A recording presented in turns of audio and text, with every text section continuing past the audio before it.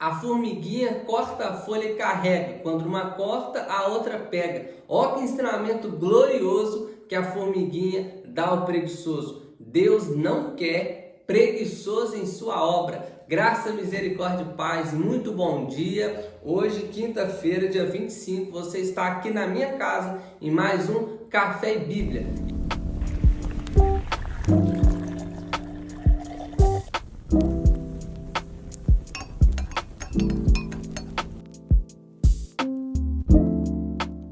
E hoje nós vamos falar mais uma vez sobre preguiça. E o texto base de Provérbios é Provérbios capítulo 6. Abra aí comigo Provérbios capítulo 6, versículo 6 em diante. Provérbios 6,6 diz assim, ó: Vai ter com a formiga, ó preguiçoso, considere os seus caminhos e ser sábio. Não tendo ela chefe, nem oficial, nem comandante, no estio prepara o seu pão, na cega ajunta o seu mantimento. Ó preguiçoso, até quando ficarás deitado?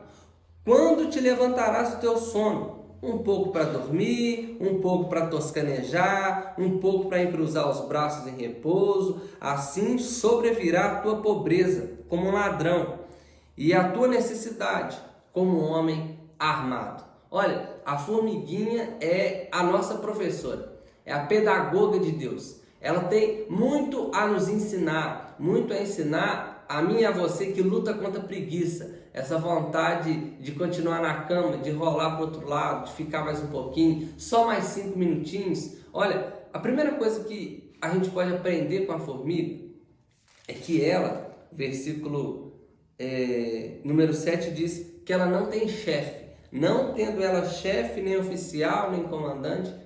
Até quando você vai esperar alguém mandar você fazer o que precisa ser feito? Se não tiver um patrão do lado, o serviço não é feito? Será que se não tiver um personal, vamos, puxa, vai, troca aparelho. Será que não tiver um personal do seu lado, você não vai malhar? Você não vai para academia, se alguém não te ligar, bora academia. A formiguinha, ela não tem quem mande nela. Ela não tem uma abelha rainha. Ela é disciplinada. Uma coisa que eu e você precisamos de nutrir é disciplina. A disciplina lança fora a preguiça. Por isso que ele está falando, vai aprender com a formiga, preguiçoso. E considere os seus caminhos para você ser uma pessoa sábia. Por quê? Porque preguiça é tolice. Preguiça é bobeira. A Bíblia está dizendo, não seja tolo. Pelo contrário, seja sábio. Vai aprender com a formiga o que precisa ser feito. Então o que eu quero te dizer nessa manhã é o seguinte: aquilo que você sabe que tem que fazer, não fica protelando, não fica adiando, não fica postergando. Pega e faça. Faça. Por quê? Porque todas as vezes que você adiar, aquilo vai se acumular. E todo serviço acumulado vai gerar desgaste, dor de cabeça, você não vai dar conta de fazer. Se fizer, vai fazer mal feito. Então pare de protelar, pare de colocar para frente. O que dá para fazer hoje, faça hoje. O que dá para resolver agora, resolva agora. Tem coisa que você gasta 5 minutinhos para resolver, 2 minutinhos para resolver e fica adiando, protelando. Até que horas? Até quando? Se você não tomar uma atitude de ser disciplinado, você vai se arruinar. O versículo 8 diz que a formiga, ela tem planejamento, ela se prepara. No estio prepara o seu pão, na cega ajunta o seu mantimento. Então ela prepara o pão, ela ajunta o mantimento, porque ela está pensando lá na frente, ela está se planejando. E nós precisamos aprender com a formiga a se planejar. O preguiçoso, ele fala, amanhã eu faço. Não, depois eu faço, isso aí dá para fazer. Só que vai chegar uma hora que ele não vai conseguir fazer, vai deixar coisa por fazer. Então, não deixe de fazer. Seu filho está te olhando. Ele aprende mais com o que ele vê do que o que ele escuta de você. Sua filha está te olhando. Fala, minha mãe é bem preguiçosa. Você quer saber se uma pessoa é preguiçosa? Na roça a gente fala assim, se você quer saber se a casa da pessoa é casa de preguiçoso, você olha para a cerca dela. Se a cerca estiver bamba, estiver arrebentada, estiver faltando pedaço, é a casa de um preguiçoso. Na cidade é um pouco diferente, você entra de fato dentro da casa da pessoa E aí você percebe que a pia está cheia de louça, o banheiro parece que é de botequim, a roupa toda amarrotada, a casa é uma bagunça, nem uma vassoura passa no chão, o dedo fica colando de tanta gordura que tem no fogão. Quando você entra na casa da pessoa, você percebe, aqui de fato mora um preguiçoso. A sua casa revela muito sobre você. A pintura da sua parede não significa que você é pobre, que você precisa ser sujo. Na verdade, quem é pobre e lambão é o preguiçoso, porque tem muita gente extremamente humilde, de terra, de chão, de terra batida, mas com a casa toda varridinha, tudo no lugar, tira poeira direitinho, tem galinheiro na casa e o galinheiro é impecável. Agora tem gente que tem dinheiro, mas a casa é uma zona, é cachorro dentro de casa, é xixi de cachorro para tudo quanto é lado, é uma casa que não para arrumado. Por quê? Porque é preguiçoso.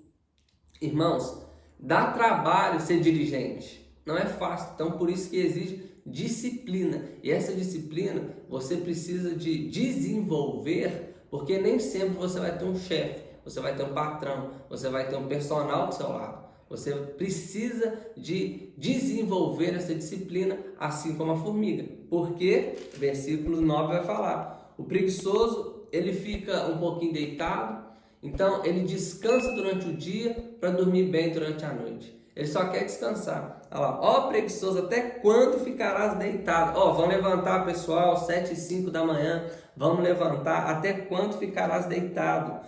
Quando te levantarás do teu sono? É um pouquinho para dormir, um pouquinho para cochilar, um pouquinho para cruzar os braços em repouso. E qual que vai ser a consequência disso? A gente está falando isso todos os dias. A consequência é que a fome sobrevirá. A consequência é que a pobreza vai vir como um ladrão. A Bíblia diz lá em Tessalonicenses, 2 Tessalonicenses 3,10, estava tendo um problema na igreja e algumas pessoas, o fato é que elas estavam com preguiça. E elas arrumaram uma desculpa teológica para preguiça. Você conhece? Tem gente que, estagiário, tem gente que distorce a Bíblia para alinhar com o seu pecado. E eles fizeram isso. Eles falaram assim, porque o apóstolo Paulo falou que Jesus está voltando, Jesus a qualquer momento pode voltar, Maranata, Maranata, bem Senhor Jesus. Eu não vou trabalhar não. Trabalhar para quê? Jesus está voltando. Para que acordar cedo?